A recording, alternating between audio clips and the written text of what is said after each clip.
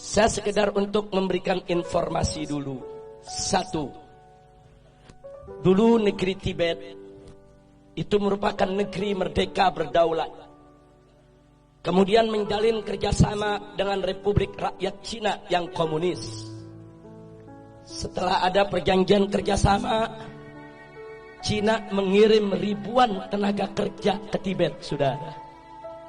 Membangun kota, membangun jalan, membangun kantor-kantor pemerintah, saudara. Kemudian setelah pembangunan selesai, ternyata ratusan ribu para pekerja tersebut angkat senjata melakukan pemberontakan di Tibet. Kok bisa?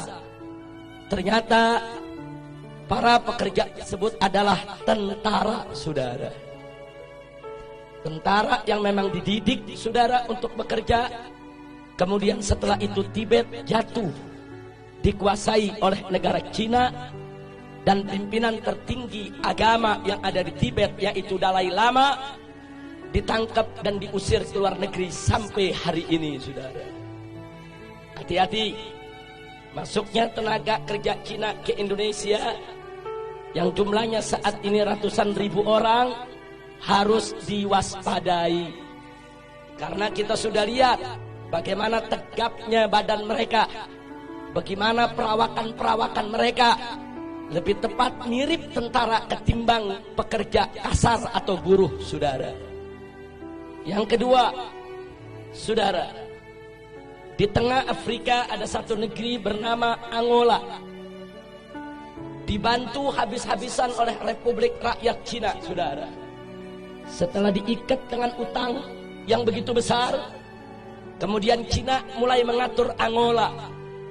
Anda tahu minggu ini apa yang terjadi? Parlemen Angola mengajukan undang-undang untuk ditandatangani oleh presiden yang isinya Islam tidak boleh ada di Angola dan seluruh masjid harus ditutup. Alasannya karena berlawanan dan bertentangan dengan adat istiadat Angola, saudara. Ya, hari ini Islam dilarang di Angola, saudara.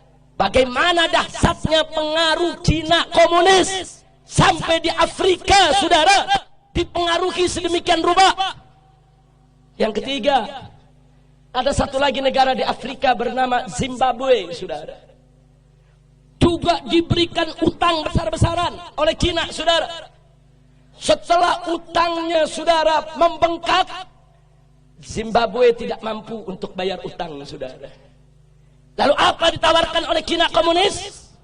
Dibebaskan dari utang, tidak perlu bayar utang.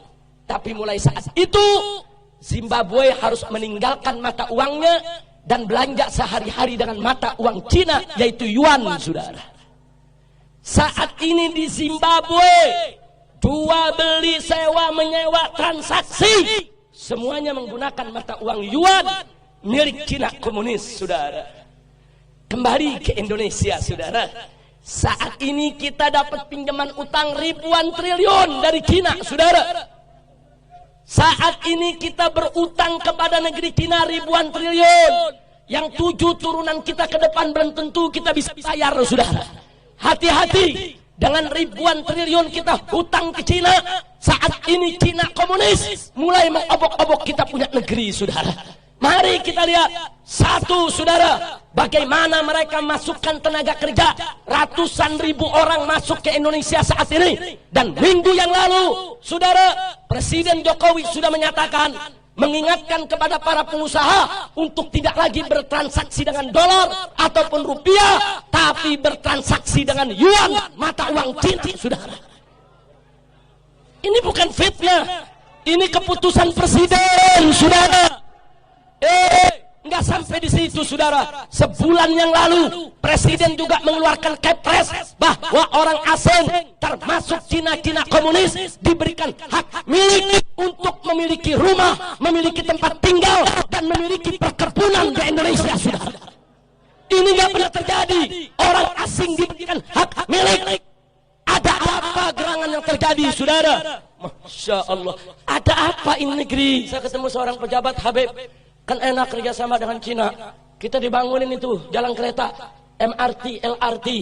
Saya katakan, Pak, itu bangun bukan gratis. Kita ngutang dan kita harus bayar dengan bunga. Satu.